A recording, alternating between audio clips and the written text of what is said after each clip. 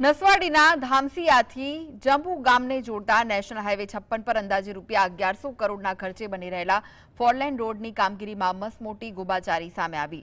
હજુ કામ ચાલુ છે ત્યાં જ આરસીસી સંરક્ષણ દિવાલોમાં મોટી તિરાડો પડી ગઈ છે। સ્થાનિકોના આક્ષેપ મુજબ દિવાલના પાયામાં નબળા કોન્ક્રીટના બદલે માટી પૂરીને ભ્રષ્ટાચાર છુપાવવાનો પ્રયાસ થયો છે।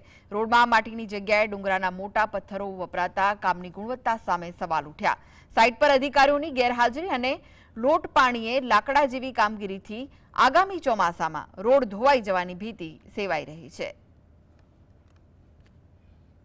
છોટાઉદેપુર જિલ્લાના ધામસિયાથી જંબુ ગામ સુધીનો ફોર લેનની કામગીરી ચાલી રહી છે। તેની સાઈડમાં પ્રોટેક્શન વોલો બનાવવામાં આવી રહી છે।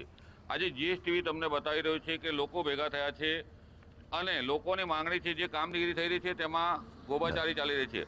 આપ તસવીરોમાં જોઈ રહ્યા છો આ જીએસટી પર એક્સક્લુઝિવ દ્રશ્યો, જે કોન્ક્રીટ કરવાની જગ્યાએ માટી પૂરી દીધેલ છે। આપ તસવીરોમાં જોશો આ કોન્ક્રીટ છે, તો આમ નાના હાથથી મારશું તો બી કોન્ક્રીટ તૂટી જઈ રહ્યું છે। આવી રીતના ભ્રષ્ટાચાર કરવામાં આવ્યો છે ત્યારે અધિકારીઓ જે છે તે અહીંયા આવતા નથી। તેનો આ વરવો નમૂનો છે। કરોડો રૂપિયા સરકારે આપ્યા છે, નેશનલ હાઈવે ઓથોરિટી વિભાગના 56ના અધિકારીઓ આવતા નથી। આવી રીતના ગોબાચારી કરવામાં આવે છે, માટી પૂરીને કોન્ક્રીટની જગ્યાએ માટી પૂરવામાં આવે છે। ત્યારે આ સવાલ ઉઠી રહ્યા છે કે સરકારે આટલા કરોડો રૂપિયા આપ્યા પરંતુ નેશનલ હાઈવે વિભાગના અધિકારીઓના વાંકે કરોડો રૂપિયા પાણીમાં વહી જશે। એક તરફ સરકાર કહે છે ભ્રષ્ટાચારીઓને પકડવામાં આવશે, પરંતુ આ ખુલ્લેઆમ ભ્રષ્ટાચાર થઈ રહ્યો છે તેની કોણ કાળજી લેશે? રફીક ધણીવાલા, જીએસટીવી, છોટાઉદેપુર। હવે આ ભગવાનપુરા ગામ में બરાબર ત્યાં દિવાલ કેવી બનાવેલી છે, 15-20 દિવસ થયા અને તિરાડો પડી ગયો અને પછી માટી પૂરી દીધી।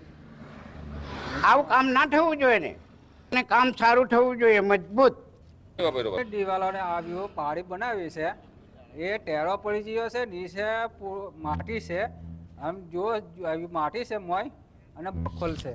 આવો કોઈ યુ હોય અને આવા જવાનામાં રસ્તો હટે ને આ તમે જોવો ખરા કોન્ટ્રાક્ટ કોઈ ધ્યાન નહીં આપતા।